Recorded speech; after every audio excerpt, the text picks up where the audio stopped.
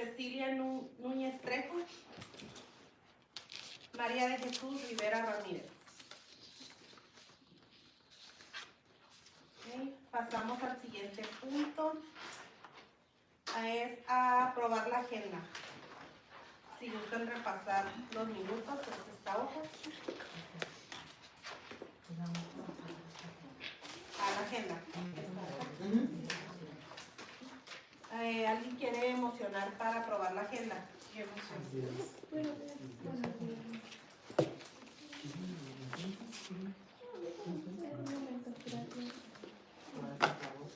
Todas a favor. Ay. Ahora sí vamos a aprobar las minutos. Esta hoja de aquí, si gustan verla. 5 minutitos.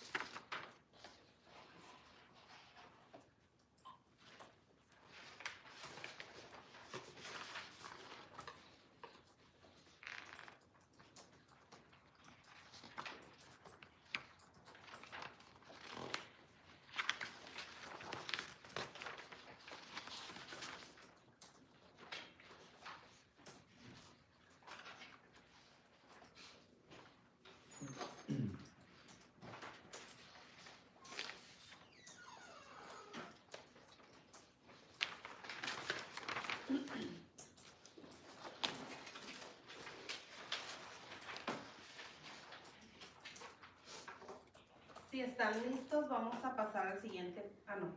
A aprobar los minutos. ¿Hay moción para aprobar los minutos? Y yo las apunto. ¿Todos a favor? Jennifer Villanueva y Victoria González.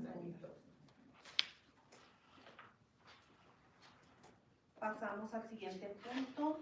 Tenemos dos presentaciones. La primera es el desarrollo de un plan para asegurar el cumplimiento con cualquier requisito correspondiente al maestro y o al asistente del maestro con el señor Burcier.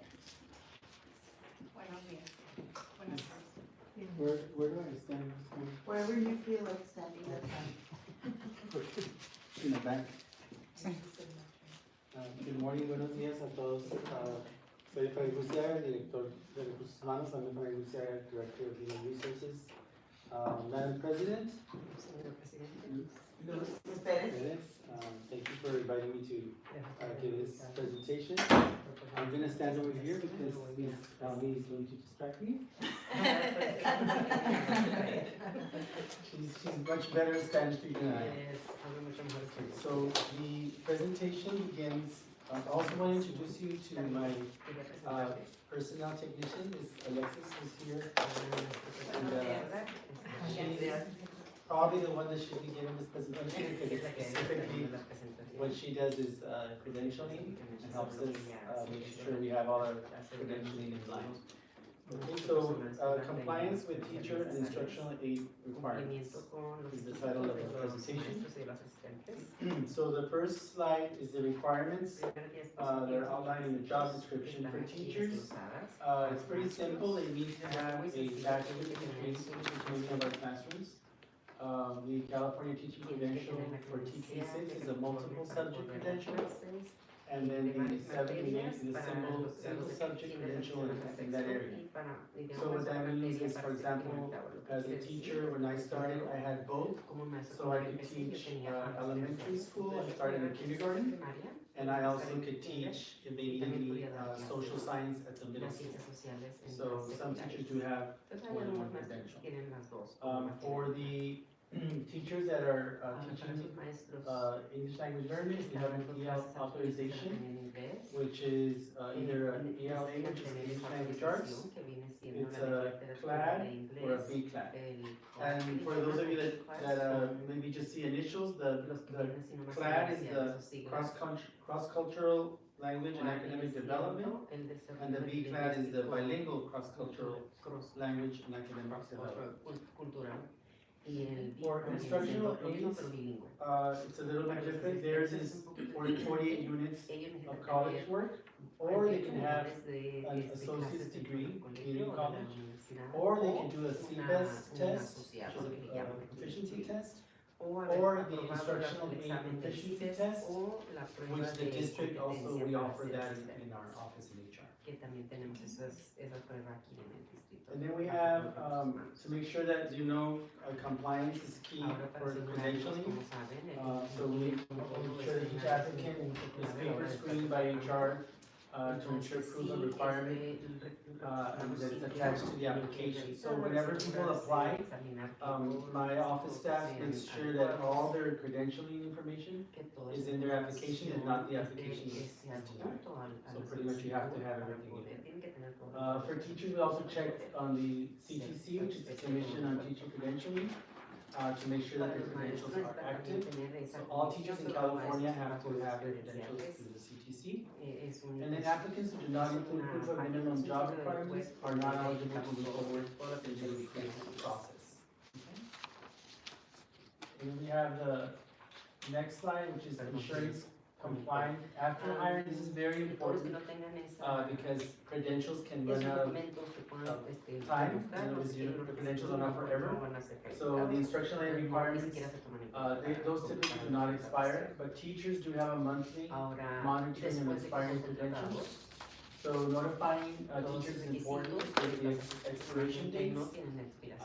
And then for that, an example is like Mr. Uciaga, since I've been having a credential for almost 30 years. So my next expiration is in 60 or 90 days. So if I don't renew it, then I can't keep working. So it's very important that the credential gets renewed. You know, every time I think it's like every 5 years. And then the last one is applying for extensions and waivers as needed. My department does that. Some of that happens a lot through special ed. As you know, special ed is an area of high need that we have in our district, trying to make sure that we have all our credentialing. We're very grateful that this year we got to a point where we have all our teachers right now, fully credentialed teachers teaching our special ed. So it's a very high goal that we have, because it's very important for us to do. And then the last summary is just that human resources, our staff works to ensure that all employees meet minimum requirements prior to beginning their employment. And in addition, we thoroughly track expiring requirements to ensure that we are always in compliance. I don't, it was a very good presentation. Thank you. Thank you. ¿Ustedes tienen preguntas? Todo muy claro. Okay, muchas gracias. Thank you. I have a question. Can I ask a question? ¿Puedo hacer una pregunta? No. I'm not sure the regulations. No sé cuáles son los reglamentos aquí. Do you wanna put it in public comment? Si For lo a pueden question? poner Yeah. dentro Or a real quick question? Okay, go ahead. I mean, I Sí, just- rapidito, ok. Is it, do you guys check the requirement for like, what is it called, like the RICA? So do you guys check that? Is that, cause I checked some and I'm like, they didn't pass it, you know? And to me, it's like, how are they teaching my little kid, like, how are they gonna teach her to read if they didn't pass it? You know what I mean? So I mean, I'm just wondering if you check that too. Cause it's very important, especially with, you know, so many kids that don't know how to read, they're not on the level. Is that something you really do check? We don't check the RICA directly, we just check the credentials. So if they have the credential, it's assumed they passed the RICA or they make a requirement for something else. The RICA is actually gonna end. They're gonna have a new type of RICA July 1st. Is it called Yes, I don't know their name now, because the RICA's so outdated now, because they don't teach that anymore, so they're gonna update it. But yeah, if they have the credential, it's assumed they passed the RICA. Yeah, if they don't pass the RICA, they will not be able to get a credential. No, in July? Ever, Ever, always, uh-huh. always. Now the RICA's changed in And July. the first time I took it, I didn't pass it, and they would not issue me a credential. They give you a, the district can give you like an emergency credential, but you cannot have a credential without the RICA. And we did have a teacher a while back, we had an emergency credential for them, with the assumption that they were gonna pass the RICA. They didn't pass the RICA, and we had to remove them from the classroom, because they never got the credential. Great question. Okay, well, thank you very much, Thank all you, of you, thank you, and, Mr. President. and thank you, Nancy, thank you for the job that you do. I know as a principal for almost 15 years, I know how difficult it is to get parents, to come and support the schools through, DELAC, and the parents that are here, thank you for supporting, to making sure that we are definitely moving forward and helping our students. So thank you. Madam President, I wanna just move the order. Quiero mover I'm gonna let Ms. Sainz go first before I present the district assessment. So Ms. Amber, you're up. Hi, my name is Amber Sanchez. I'm the Business Services Technician here at the District Office of Finance. And every year we share with the committee the consolidated application for funding for our title programs. The title programs are targeted to student needs. And generally that includes low income, foster, and EL designated students. So I'm just gonna share with you, this is just information. The title programs that we're gonna apply for this year are the same as prior years. And a little information about each one. And then Ms. Rodriguez, if you have additional information, Yes, I will jump in. I will jump in. it's very brief.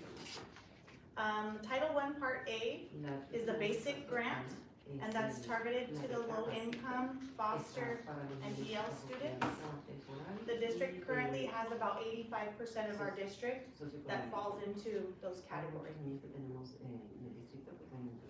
Those funds are used to support effective education, evidence-based strategies to close that achievement gap and enable students to meet the academic standards that the state sets.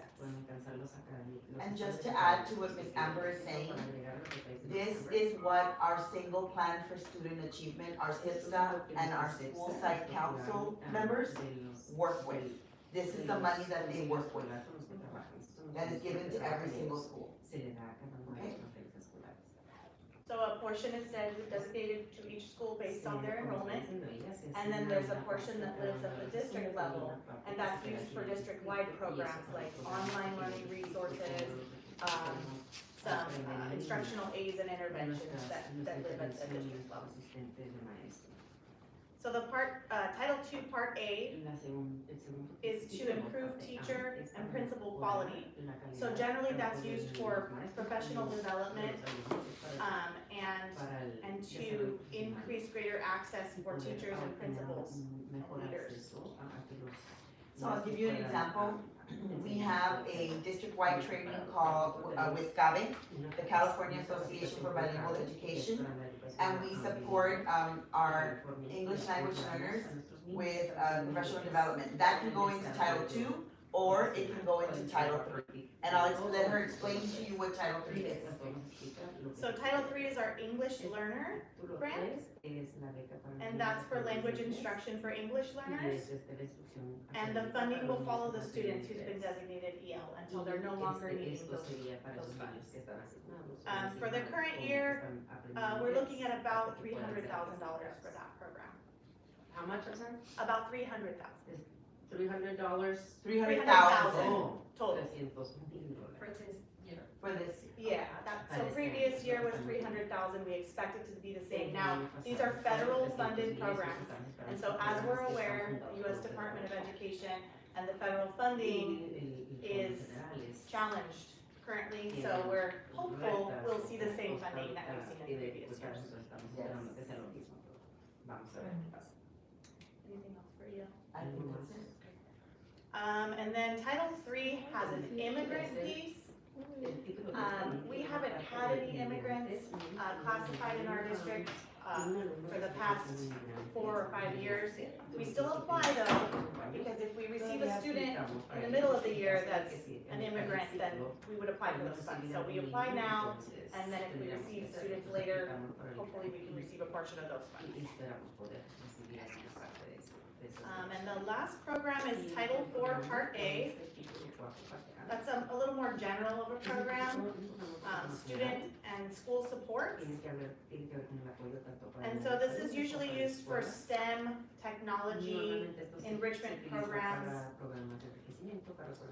And we receive about $95,000 a year for that, a smaller grant. And then I'll go back to the first two. Title I, we receive about 1.3 million total in a school year. And that's based on the counts for those targeted student groups. And then the Title II Part A, we receive about $160,000 for the school year, based on those student counts. And I just wanna make sure that we're all clear. I know this sounds like a lot of money, right? But we are a district of 4,200 students. And we are a district of over 200 and something employees, right? 700. There you go, 700, 200 teachers, sorry, but 700 employees. So a lot of this money goes to things that, you know, to run this district. So, for example, depending on the population, like La Mirada only gets like $40,000 or $50,000 from Title I. Willow, that has 700 students, they get about 100,000, and that's it for the whole school year. Ocean View Hills gets a little bit more, but they don't have a lot of Title I students, so they don't get as much as you would think they would. So it's all based on that funding formula. My question there, so Yeah. this money here is district-wide, and then it gets divided by school, it gets, Yes. depending on the. So because our district is 85% designated for low income, foster, and EL, we have a very high percentage. So they allow us to run a district-wide program, meaning we can use it on all students because it's such a large count. So there is a piece that's held back at the district level because it's used to run the programs, right? We have lots of district level things, like I was saying, some online learning programs and things that are district-wide. Like but then- Achieve, Right. like Renaissance, yes. A lot of those programs that all the schools are using, and then there's also a large piece that is distributed to each school for their enrollment based on how many students, and then the school site council will plan how to use those funds each year, so that piece will go to each school. The other programs are run, at the district level, it's a smaller piece of funding that we distribute. If we distributed, it would be so small, they wouldn't be able to spend it effectively. Any other questions? Those are great questions. This is where our money comes from. So please ask questions. Para los English learners dieron una cantidad este ciclo cuál fue? Sí, para los English learners en el título 3. 300,000. And did you have any thoughts on how that's spent currently? For our English learners, a portion of dual language goes into that, professional development goes into that, For the teachers? for teachers, and we do, what else do we do around that? We do, activities for our students, materials, supplemental materials, yes, Extra things that are only yes, for those English. for our English learners, yes. Testing, I think some of the testing Yes. costs come out of there, those. Yes, and, the designated ELD part, we have to provide them, with materials for that, that also goes. And since we have such a high percentage, we have to make sure all of them have those disposable materials for ELD, part of their day. ¿Dijeron un fondo en general para todo o entendí mal? No hay un fondo general, todos son individuales. Ok, gracias. Todos son individuales. Great question. Any other questions? Gracias. Thank you. Thank you. Thank you, Ms. Yeah. Amber. Great presentation. Okay. So I do apologize, this was not on because I put DPAC instead of DELAC. But this is the presentation. Oh my God, I think I've been all over the district gathering information and trying to bring it back. So you are aware of what's happening and what parents are saying about the LCAP. So the title money that you just saw is what I have to work with in the LCAP. That money goes into the LCAP. And some of it goes to personnel, some of it goes to programs, some of it goes to our dual language, some of it goes to our instructional aids. That is all very important information that you should know as a parent, right? It's a big document, but if you ever have the opportunity, it's in English and Spanish on the website, and you can just download it and read it. It is interesting to know how we spend the money. Okay? It's on the district website, it's on the first page. So all of us know what is the LCAP, and because we have a high percentage of low socioeconomic students, we are required by Ed Code to develop and adopt an LCAP, and it's a plan. It's a plan on how we are, the title money that you just got a presentation of, how we're gonna spend that, right? But it has to be, everyone needs to have an opinion on how we're going to spend that money. Okay, so I have received this year, I really wanna thank you, I have received over 500, many, I wanna say maybe even 700 responses from teachers, students, parents, staff. It has been overwhelming, and there's just a few things that I'm gonna highlight, but there's so many more things that are on in those communications that are very valuable. And trust me, they are read and they are used to form our LCAP. Now, we do have a template for the LCAP, and it's written it's written for 3 years. But just because it's written for 3 years doesn't mean we have to modify it every year. Because it's based on how our students are progressing or not progressing, right? So we have to call it out and say where our students are not progressing and how we are going to work with them to make sure that they do. So this year, we're working with 2024, the California dashboard from 2024, and all of you are very familiar with the California dashboard because we've talked about it. So in 2024, our district was deficient in our long-term English learners. And we have to create a plan within our LCAP to support those students for this year, for next year. Okay? So next year, according to the scores that they come out with this year, then we'll work on for the following year. Okay. So our conditions of learning are basic services. Everything has to be according to our state standards, and they have to have course access. Engagement, parent involvement, student engagement and school climate are super important, and our student outcomes, which is their academic achievements. We got a feedback from all our educational partners. We go, this number needs to be updated, because I have some more, after this, before this, because I presented this to DPAC, last month. So that has grown probably 200 more, maybe 700 responses from all these committees. It has been overwhelming, and I really appreciate the feedback. And it shouldn't be just the committee appreciates it, because we also, every month in January until the end of the year. So this is some of the trends that we saw. The top themes that emerged from the feedback was definitely social emotional, mental health support for students and staff, believe it or not. Staff were telling us that they need that support as well. Enrichment activities and innovación. We're looking to bring VAPA, which is visual and performing arts, into our schools. So each school will be getting a certain amount of money to make sure that they bring that into their schools. It could be music, it could be theater, it could be dance. We're bringing in that, and that's gonna be implemented next school year. Yes, I know it's nice. Every single school will have a budget for that, just so you know. Every single school. We have interventions and tutoring during the school day and after school, small group instruction, all of that is being happening through interventions. Remember, we talked about tier 1 and tier 2. We have a tier system for interventions as well.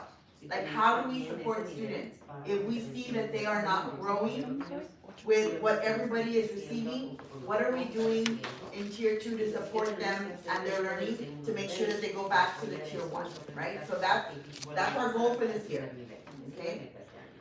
So increased communication from school to home, that's something that we need to do better.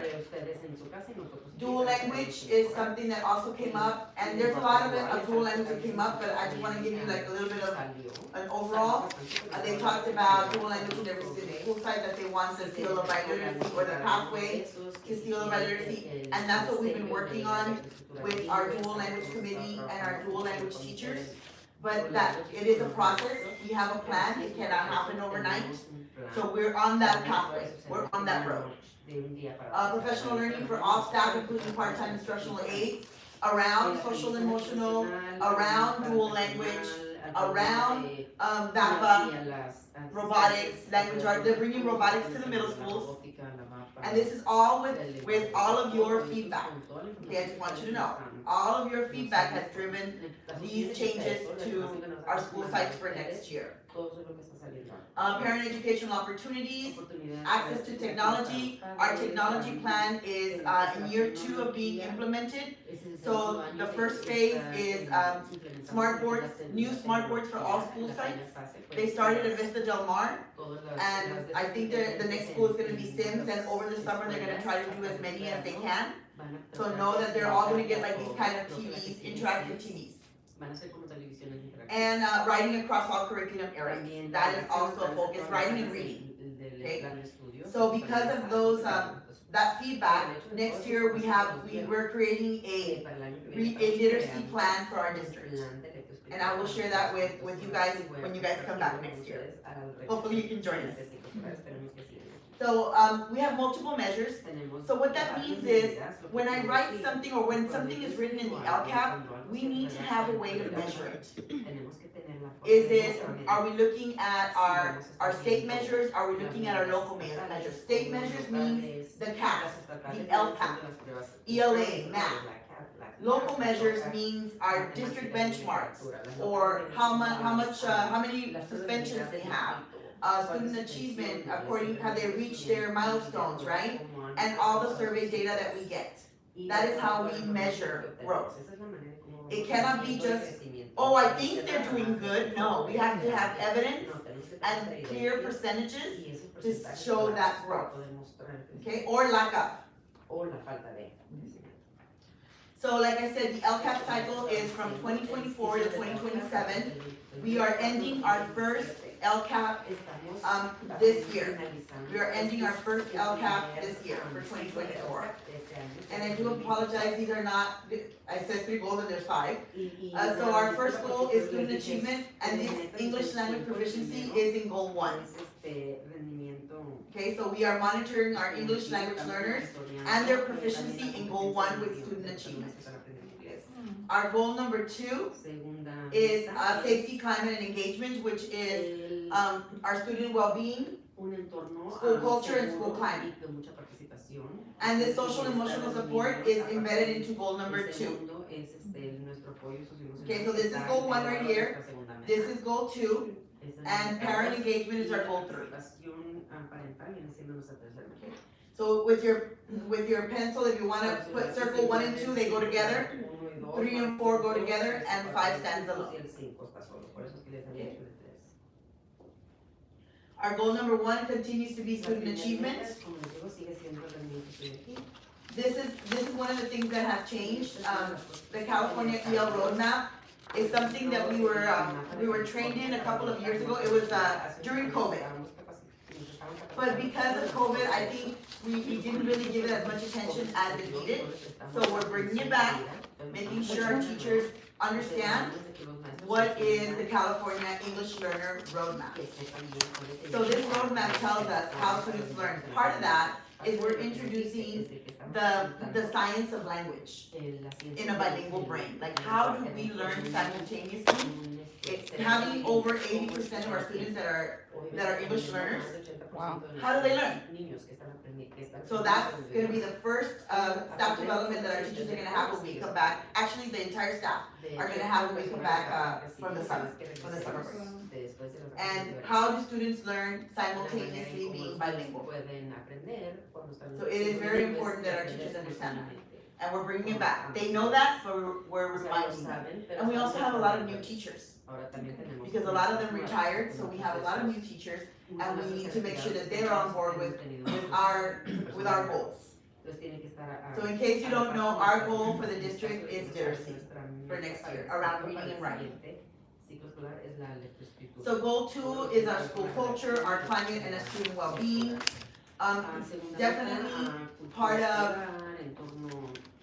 working with our students and their emotional well-being is making sure that they develop that positive behavior within the classroom, within the school site, everywhere that they go within their school, right? So this is something that we're bringing back and implementing. We did at one point had a district discipline plan, where we're going to bring that back and create and revise it, because it needs to be updated. We do have it should be on our website, but if it's not, I'll upload it to make sure that you guys have access to it as parents, but it needs to be revised, so we're gonna work on that. What is it called? I'm sorry? The school discipline, our district discipline plan? Yes. We have the universal screeners, which is our My Savers. Our screening to care, which is the cohort of they're social workers or counselors that go from school to school and support all the students. It's called Screening to Care, and that's through South Bay Community Services. That's gonna continue. And California Healthy Kids, it should be going out this week or next week. So if you get that, please, if you get that survey, please fill it out. It tells us how students are doing, how staff is doing, how parents are doing. Blessing. Thank you. And our last goal is parent engagement. We plan to maintain our parent center at district office for parent workshops, continue opportunities for parents to serve on school district committees. Like I said, I am launching making sure parents are informed, right? Informational meetings. I will be launching those at the beginning of the year in Yay. English and Spanish. Thank God it's you, Ms. Rodriguez, if not they'll fall asleep. The I'm parents are not, gonna pick. never. You can't with my voice. No. I won't let you. So I will make sure that, yes, I'm sorry. That will make sure that all parents know what they can be involved in and when those committees will take place in the school sites, okay? So I will be launching those hopefully in August. Yes, hopefully in August. Any questions, board? Any questions? So please know that everything is a process, and I know that time is not something that we have on our side, but we are gonna be working on that, and all I ask is for you to give us grace and give us time. Thank you. Thank you, Ms. Rodriguez.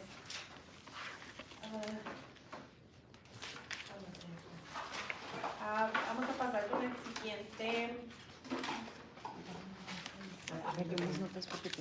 Presentación de comité certificado de Ms. Rodríguez. So, como saben, hoy es nuestra última junta de DELAC por este año escolar.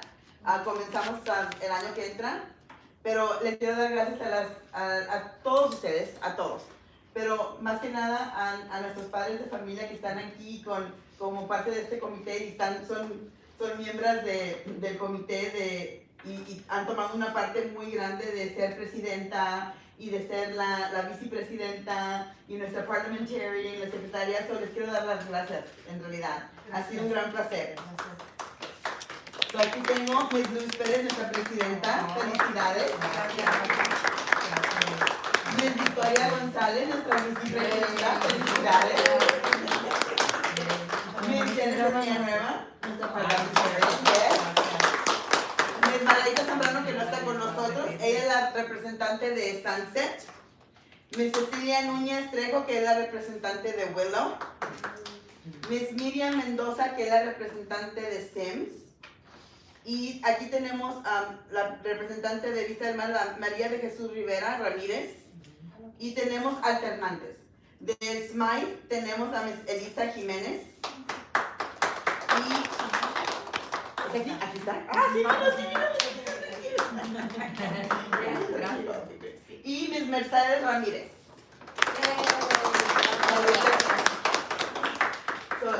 So, les tengo que dar una foto. ¿Te quieres poner una foto? Y como dijo Ms. Murciaga, yo sé que es un sacrificio. Para la foto. Ay, pero yo la voy a tomar.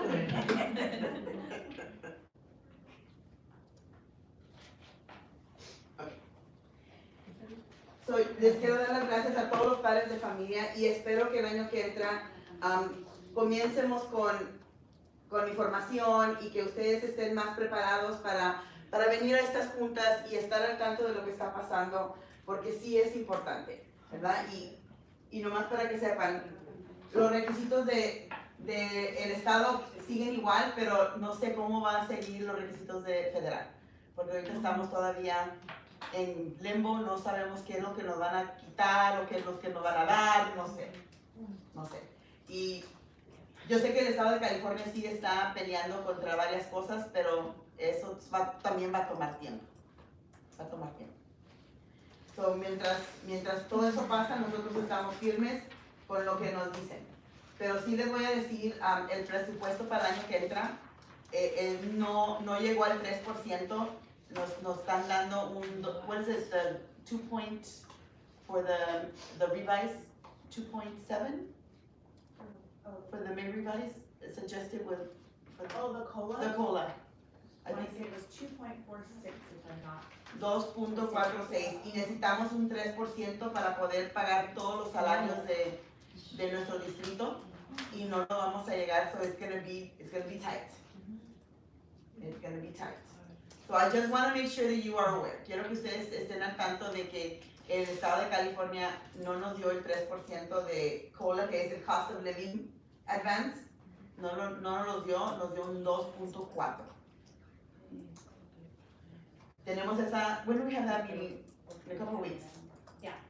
Va a haber una junta a nivel del Estado donde el gobierno nos va a decir que es el porcentaje, pero ya salió que más o menos el porcentaje va a ser 2.4. Y no nomás para San Isidro, para todo el Estado de California. Todos los distritos para el Estado de California. Okay. Bueno, muchas gracias, Ms. Rodríguez. Fue un placer este año haber aprendido mucho, la verdad. Pasamos a eventos próximos. ¿Hay algún evento? Nomás a todas las promociones en todas las escuelas y los eventos para los niños. Muchas gracias. Entonces seguimos con comentarios públicos y tenemos uno de la señora Roxanne Palestino. Hola, Ms. Rodríguez. I saw que ya por fin hicieron update el website con lo de DELAC y ELAC. Ayer estaba viendo y dije, ay, dije yo, oh, wow. So, thank you, finally. Ya no more 2020, ya por fin ya no me van a oír hablar de eso. Pero todavía faltan todo lo de las school site councils, los de la community schools. ¿Cómo sabemos que existen si no ponemos las cosas? O esperamos que el año que entra ya con lo que dijo de informar a todos los padres, porque pues créanme, me da gusto que estén arriba y que estén, pero también pienso que pues hay que darle oportunidad a otros padres. No necesariamente yo no quiero estar, pero quiero que más padres vengan. O sea, yo voy a venir regardless, me van a tener que ver, me van a tener que oír, pero es lo que a mí me interesa. Como lástima no vimos a esas personas todo el año, ni sus luces, ni saben que son los representantes. La de Willow sí estuvo aquí. Sí, vino la Bueno, semana. perdón, la de Willow, Mhm. una vez y ya. Yeah, she was here. But she doesn't, I don't know if she's aware that she's a member. She was here. Yeah, she Or maybe she needs a ride, you know? So, también tener mejor comunicación entre nosotras, o sea, que nos cuesta a lo mejor a ella darle un ride o si alguien ocupa un you know, muchas manejamos.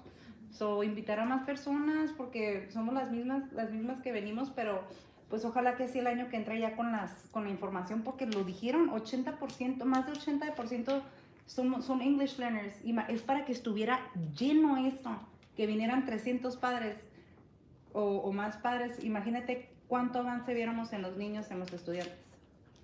Así que es importante seguir invitándolos a los papás, aunque no vengan, aunque eso, pero ustedes también inviten a sus mamás amigas, no nomás a ustedes, porque es importante para todos como escuela, distrito.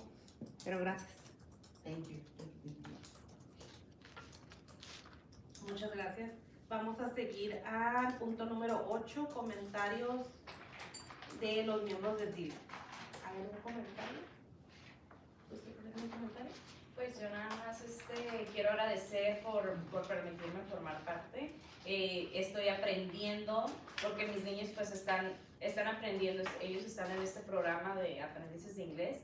Me estoy involucrando un poquito más porque sé que el hecho de que esté uno como padre involucrado, los niños sienten ese soporte y dicen, oh, mi mamá está interesada. Entonces estoy muy agradecida con usted por toda la información que he aprendido este ciclo. Esperemos el próximo seguir aprendiendo y pues también pues a compartir la información con nosotros para nosotros poder compartir un poquito con los demás papás. Yo les quiero dar las gracias primeramente pues a ustedes que están aquí apoyando. Sé que no es fácil, sé que requiere de su tiempo, de su dedicación. Les agradezco y espero que el próximo ciclo escolar nuestra meta siempre ha sido tener a más padres. Les agradezco a los padres que vienen también, dan sus preguntas, dan sus opiniones, porque eso es lo que necesitamos nosotros también como distrito, ¿verdad? Que los padres nos estén apoyando, porque lo que ellos ven en escuelas diferentes, pues nosotros no, ¿verdad? Cada quien trae como su entorno que conoce. Y gracias por estar aquí, gracias por el apoyo, Elmi, por la interpretación, que es bien importante, y ese apoyo que nos han dado como distrito con tantas personas que hablamos español aquí, ha sido algo que ha impactado y que yo he visto que ahí está la oportunidad por medio de ella y de los demás que trabajan en esto, para que nos estén apoyando a poder llevar la voz. A usted, Rodrigo, gracias, porque sé que todo esto fue un cambio para usted, fue un reto. He visto cómo se ha esforzado y cómo todos juntos hemos aprendido, y sé que lo vamos a seguir haciendo. También a Marta, a todo el equipo en general, yo les quiero agradecer a todos los que vienen y presentan, porque son los que nos hacen aprender a nosotros. En general, gracias a todos. Muchas gracias. Yo también quiero decir muchas gracias, creo que aprendimos mucho todas. Entonces, le fue muy bien, mi Rodríguez. Hizo un muy buen trabajo, muy buen trabajo. Sí le quiero dar las gracias por escucharnos y hacer algo cuando teníamos alguna sugerencia.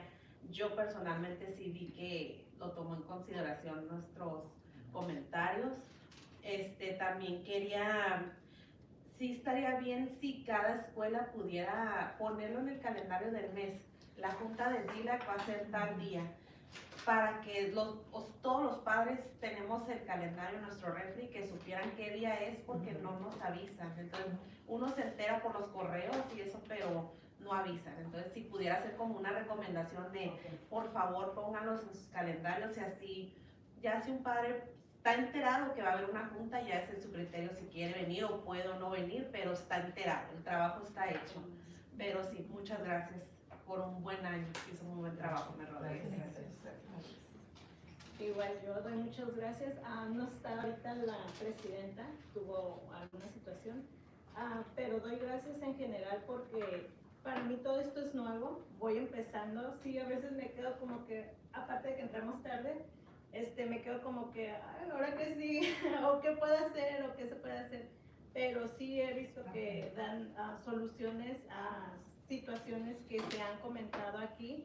Nosotros estábamos así porque tuvimos cambio de director, entonces por ese motivo también entramos tarde, porque no estábamos todavía como que bien familiarizados con el director suplente que ahorita tenemos, pero se logró la meta, que era hacer el grupo de DELAC y ELAC, porque tampoco teníamos.